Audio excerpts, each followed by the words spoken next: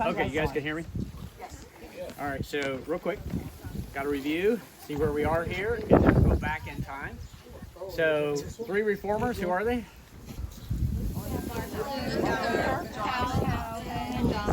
John Knox, Luther 1517, starts a Reformation, and then it dies out a little bit. Knox takes it over, adds theology to it, and then Knox visits Calvin. He takes Calvin's theology, and he adds the ecclesiology, church government of Presbyterian, right? So kind of cool to see all that happening. Calvin, you have Calvinism, tulip, what are they again? What's the T? And the U?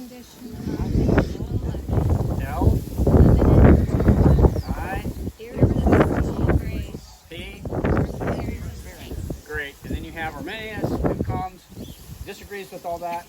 And now you have two, again, we're talking broad terms here, but two big terms of theological thought.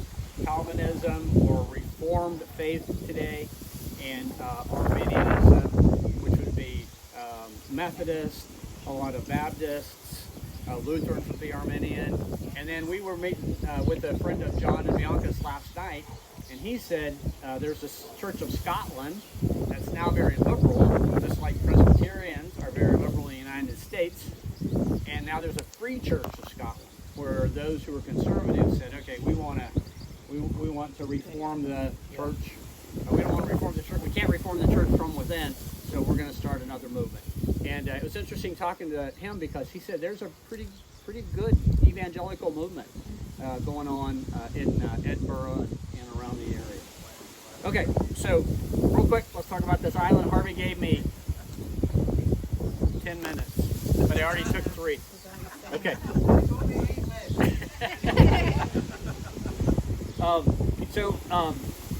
Great Commission. You guys know it. I won't take time to read it. Jesus says, all power, heaven and earth has been given to me, and you're to go and make disciples of all nations, right? And just think about what these people had done. We might not agree with all their theology. Now we're back in the 600s. We might not agree with all their theology, but man, these guys were going to the ends of the earth. And they were taking the message of Christ. They were serious about evangelism and making these nations Christian. And so you have a king named Oswald. He was a Christian king, and he had been converted on the island of Iona. Which direction is that, Harvey? Northwest. Which direction is that, Harvey? That way, okay. So he's in Iona, and he was converted there. In 616, his father, who was the king, was killed in battle, and Oswald escaped to Iona, and while he was there, he was converted to Christianity. And he was there for several years, looks like about 18 years on that island. And then after the king who defeated his father was defeated, a guy named Edwin, I think we saw one of his book about him in the bookstore. He was killed in battle, and so he comes back, Oswald comes back here to kind of set up shop, and he is now the king of North Umbria, all this area, and he wants this Lindesfarne to be kind of the headquarters, and he decides to Christianize this area. So he goes to Iona, and he gets a Roman monk. I think this is so interesting. He gets a Roman monk to come back and evangelize this area. But the Roman monk was harsh and was not at all, and had a cultural language. So just think about that when you evangelize someone. I think it's all about relationships. Mass evangelism, leaving a tract, those are things God uses. But it's usually one life at a time.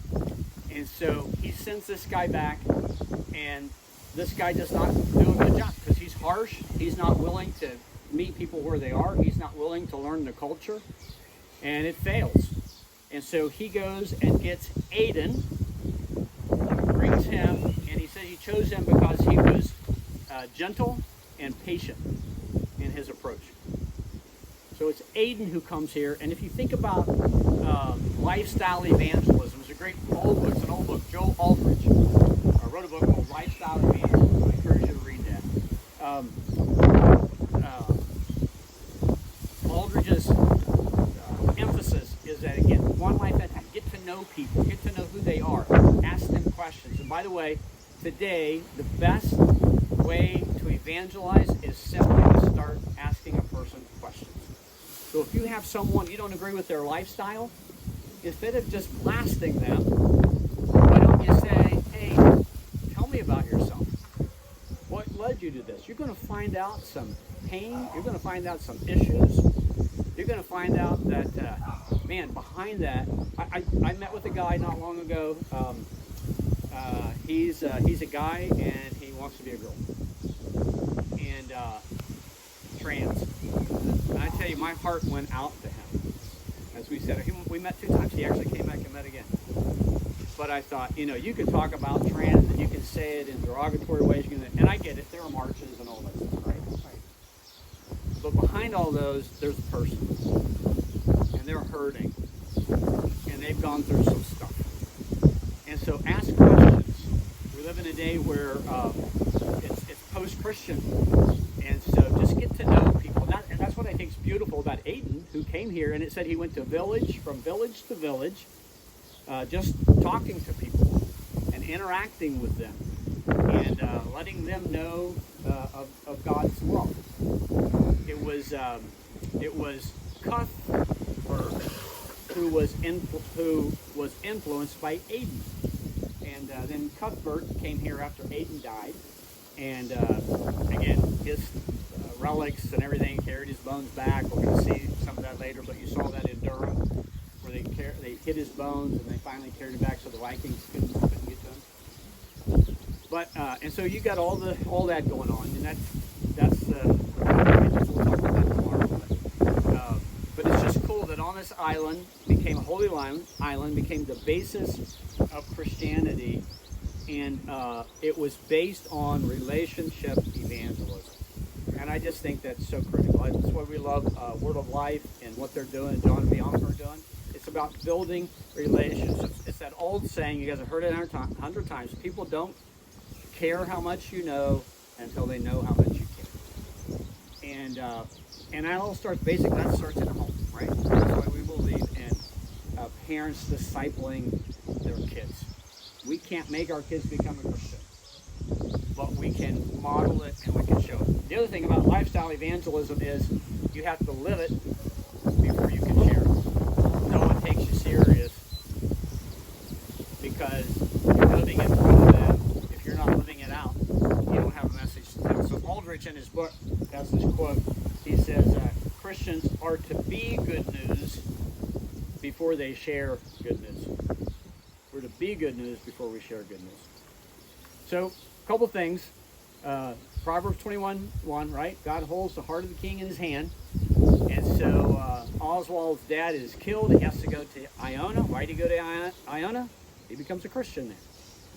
And he comes back here. He wants to Christianize Northumbria. Oh, the other thing he said, he knew the language in this area. And so when he had Aiden come, he actually went around with Aiden and would translate for Aiden and introduce him to people.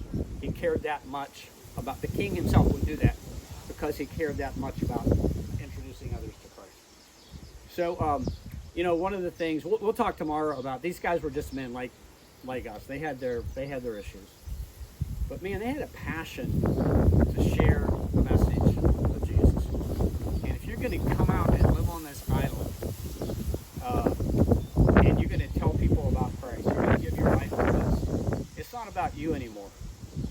This is about the message of Christ. And that's really convicting to me as we've gone on this trip, the passion that people have. And, God hadn't called us to be a king of a country or the reformer of a country.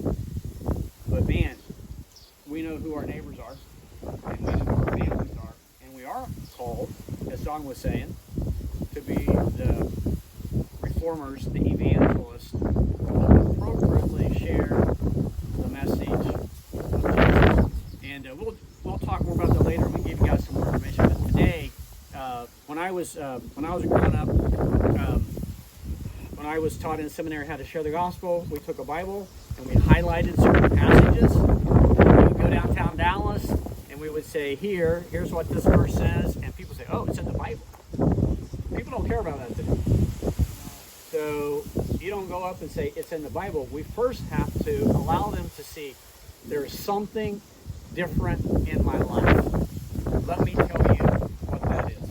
Again, I think today it's about relationship more than anything else. I'll tell you one more story and then we're done. Harvey, I have 2 minutes.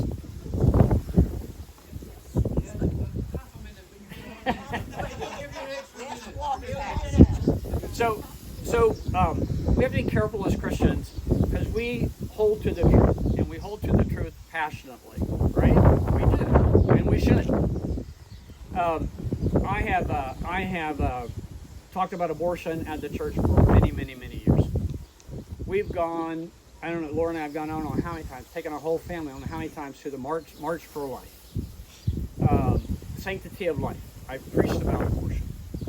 And I believe that life begins at conception and should be protected until, as John said today, God takes the last breath from us, right? I believe that. Really here and kind of here. A few years ago, both of our daughters became pregnant at the same time. And we were sitting on our front porch. We were so excited. And they were so excited. They were going to interact with each other through this pregnancy. And our oldest daughter, Brittany, had her first sonogram, and they thought a limb was missing from the baby. So they said, maybe it was behind, maybe it's just a weird angle, maybe it was behind. So they did it again, and sure enough, the limb was missing. And they ran some more tests, and so the baby had trisomy 18, which means probably going to be stillborn. If it's born, it's not going to live long. And so my daughter knew that. 95% of couples who hear that abort the baby. And the doctor said, here's the options. And they said, not because someone rioted or marched on an abortion clinic, but because they grew up at the Bible chapel and they had heard it, and Josiah, same thing from his family. They said, we believe in life. And it was amazing to us to watch them go through that and to have those conversations with them, with Brittany knowing, she said, every day I wake up, I think the baby could die. They started palliative care before the baby was born. And so Jay was born, and he lived for 7 hours. And we got to hold a little baby in our arms when he was alive. And we got to go back when he was already in heaven and his remains were here. And you know what? I really believe in sanctity of life today. And so sometimes we can believe these things in our head, but that's what relationship does. It allows us to experience these things. And when you're talking to someone that you don't agree with or going down a completely different track than we would think that we know is true, get to know their heart. Don't blast them. Get to know their heart. And by God's grace, you be the one that he uses to lead them to Christ. So I love this island because of Aiden and relationship evangelism.